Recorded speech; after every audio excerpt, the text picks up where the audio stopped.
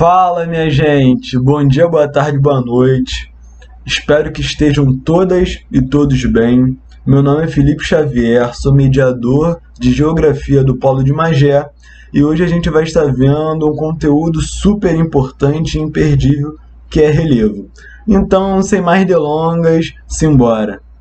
No primeiro momento, a gente precisa fazer aquela perguntinha fundamental, que é o que é relevo? A gente pode basicamente compreender relevo como as formas da superfície terrestre que constituem uma determinada paisagem. O que isso quer dizer? Quer dizer que quando a gente se depara com uma paisagem, a gente percebe diferentes formas, fisionomias, né?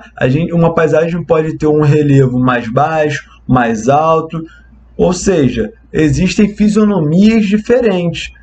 E a gente, para compreender essas fisionomias, esses relevos, a gente precisa entender os processos que levam à formação desses relevos e à modelação desses relevos, que são produzidos por duas categorias, que são os agentes internos ou agentes endógenos e agentes externos ou agentes exógenos.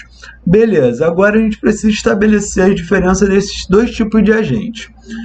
Os agentes internos, como o próprio nome sugere, propõe, são ações, movimentos que acontecem na parte interna, interior da Terra. Nós temos o tectonismo, vulcanismo, os abalos sísmicos.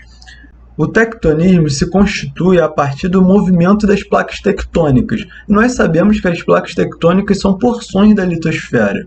Esses movimentos de placas tectônicas desencadeiam fenômenos como a epirogênese, ou movimentos epirogenéticos, e a orogênese, ou movimentos orogenéticos.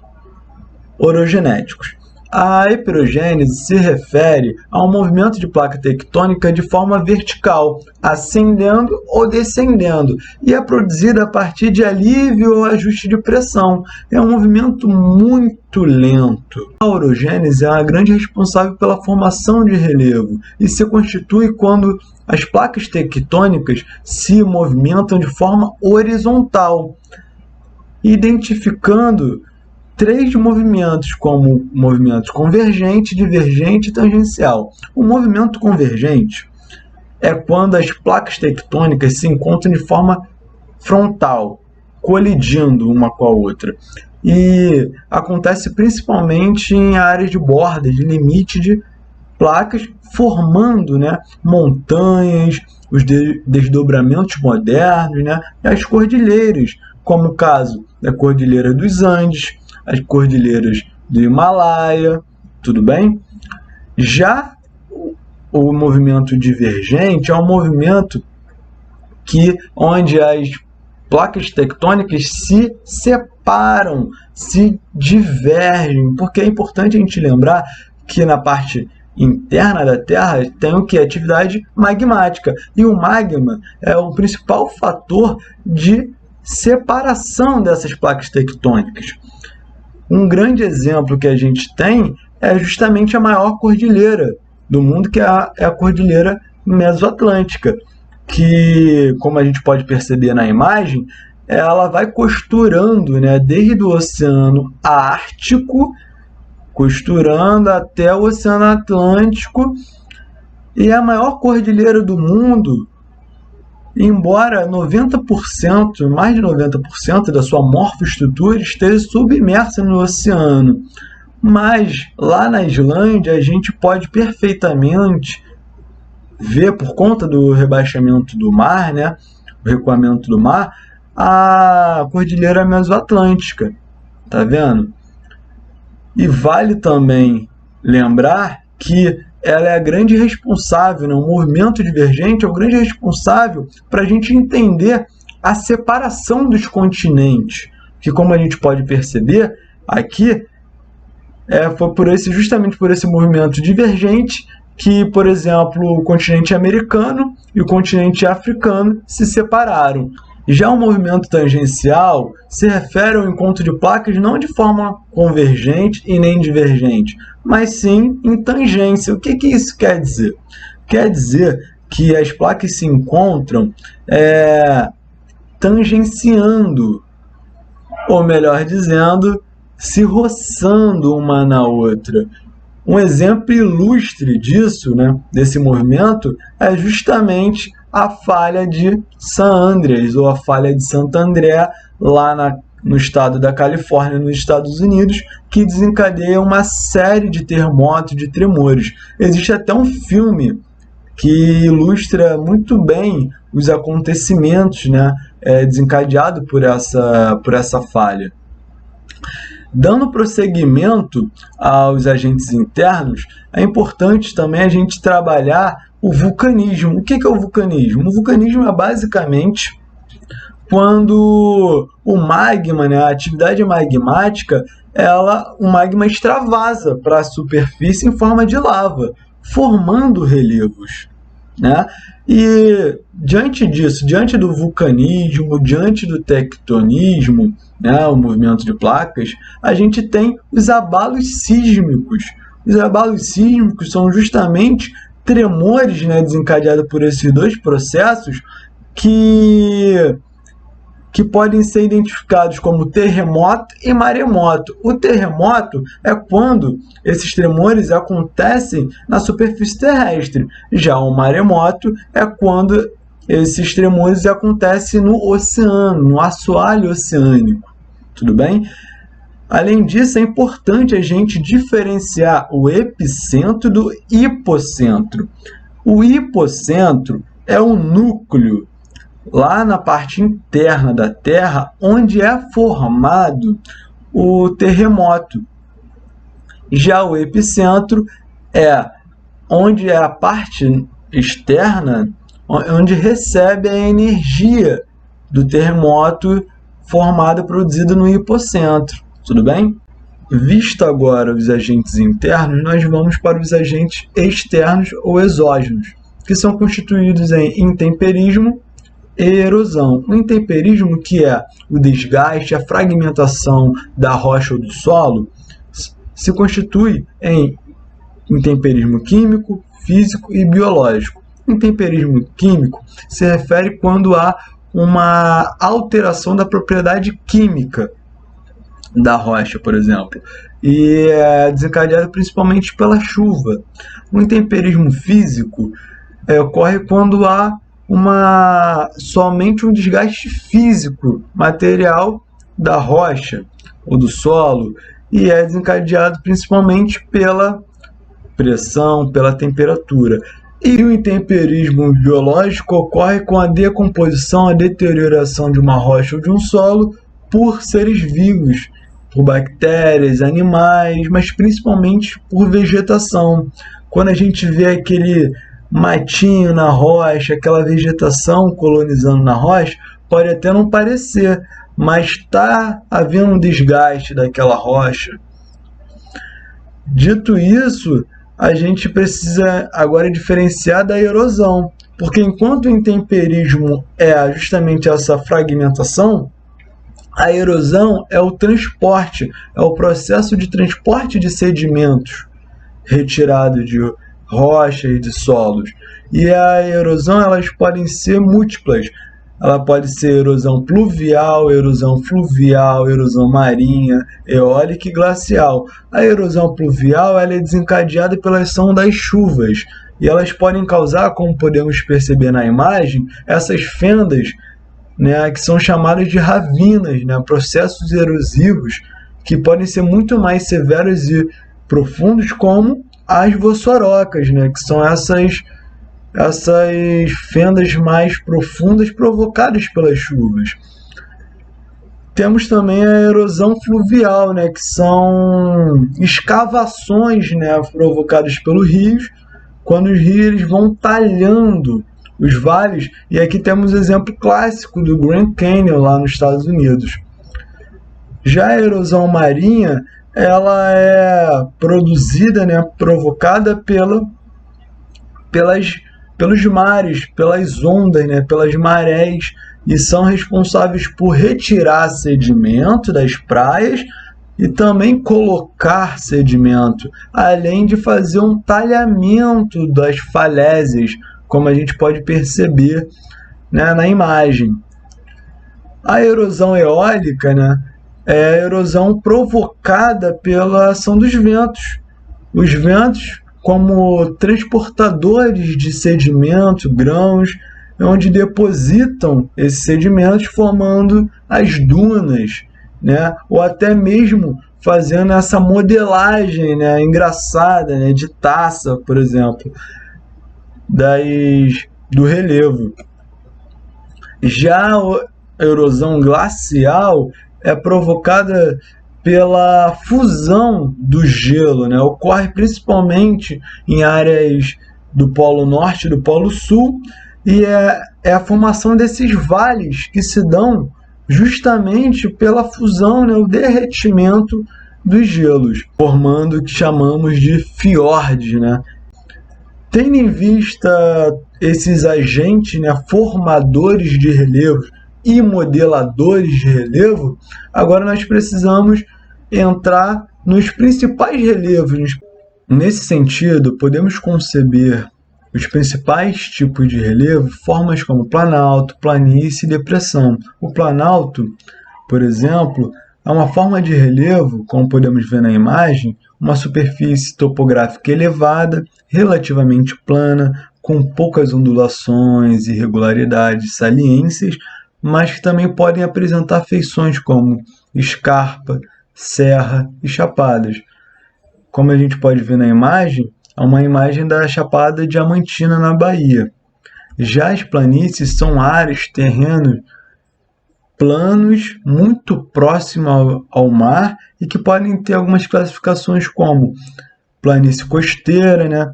Nessa imagem, como a gente pode ver nessa imagem, a icônica orla carioca, e onde é a principal forma de relevo que sofre ocupação humana, também podem ser planícies fluviais, como a gente percebe nessa imagem da planície amazônica.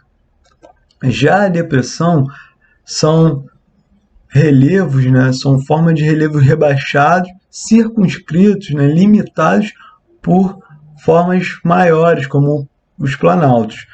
As depressões elas podem ser absoluta e relativa. A depressão absoluta, que não existe no Brasil, são depressões que estão abaixo do nível do mar. Já as depressões relativas são depressões acima do nível do mar. Beleza, visto os principais tipos de relevo, agora nós vamos para o relevo do Brasil. Quando a gente fala de relevo brasileiro, a gente já pode de cara dizer que é um relevo de formação antiga. Por quê? Porque aqui no Brasil a gente não tem nenhum movimento orogenético, de como a gente viu no início, né?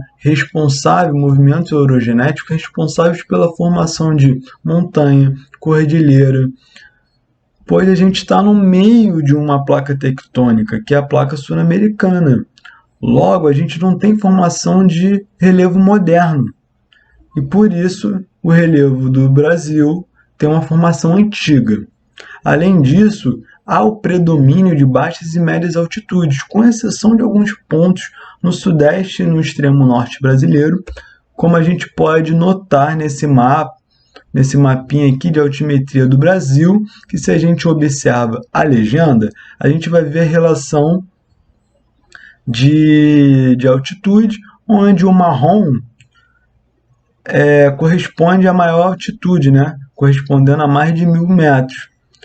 E quando a gente olha no mapa, a gente percebe poucos pontos, né? Com poucos pontos marrons, podendo identificar aqui, por exemplo, o Pico das Agulhas Negras, né? Em Resende, né? Na cidade do sul do estado do Rio de Janeiro, e também lá em cima, lá no extremo norte, no estado do Amazonas, aqui no Pico da Neblina, que por sinal é o maior pico, né, ponto mais alto do Brasil. Mas quando a gente olha em geral, há o predomínio, né, de altitudes baixas e médias, né? Além disso, eu trouxe para a gente compreender melhor a questão do relevo brasileiro, as principais classificações já existentes dos principais geógrafos, né? que a constituíram. Em primeiro lugar, né, eu trago Haroldo de Azevedo, pioneiro, geógrafo pioneiro a classificar o relevo do Brasil. A classificação do Haroldo de Azevedo obedeceu, né, um critério puramente altimétrico, onde ele conseguiu estabelecer 4 planaltos e 3 planícies a partir de uma abordagem onde ele determinou o planalto, né, eram superfícies com mais de 200 metros, e as planícies eram superfícies com menos de 200 metros. E aqui nesse mapa a gente pode ver quais foram as divisões, né, que o Haroldo de Azevedo fez. Essa foi a primeira divisão, né, que é muito representativa, principalmente pela falta, né, de técnica, né, de tecnologia no momento, né, no momento histórico, né, na época, e representou muito, né. Já após o Haroldo de Azevedo, nós temos a grande contribuição, né, de um geógrafo importantíssimo, que é o Aziz Absaber. O Aziz Absaber é diferente, né, do Haroldo de Azevedo. Ele propôs uma outra forma de classificação do relevo no Brasil. Ele determinou 8 planaltos e 3 planícies, onde os planaltos eram constituídos pela maior saída de sedimentos e a planície pela maior chegada de sedimentos. Ou seja, o planalto eram as superfícies onde havia um aumento, né, maior taxa de retirada de sedimento, de processo erosivo, enquanto a planície era a superfície que recebia esses sedimentos. E para isso era preciso fazer um estudo, uma pesquisa para observar, né, e averiguar quais eram as superfícies que tinham, né, maior saída de sedimentos e maior chegada, entrada de sedimentos. Tudo bem? E a gente pode ver nesse mapa aqui, ó, a divisão feita, a classificação feita por Aziz Absaber, né, que ele divide em 8 planaltos e 3 planícies. Agora, só para deixar a brincadeira mais legal, a gente tem a classificação atual, né, que foi feita pelo geógrafo Jurandir Roys, onde ele determinou 28 compartimentos de relevo, né, sendo subdivididos aí em 11 planaltos, 11 depressões e 6 planícies. Pô, qual foi a grande diferença do Jurandir Roys para os outros, né, para as outras propostas? A questão é que Jurandir Roys, ele além de também entender, né, a classificação do relevo a partir da proposta colocada por Aziz Absaber de verificar as superfícies onde há um maior aumento onde há maior saída de sedimento e a superfície com maior chegada e entrada de sedimento, ele, com o aparato técnico, através do sensoriamento remoto, que é justamente a captação de imagem de satélite, de fotos aéreas, foi que permitiu ele fazer uma pesquisa muito mais profunda em relação às formações do relevo. Entendem? Então, ele considera os processos geomorfológicos, mas também considera as morfoesculturas, né? As estruturas das rochas.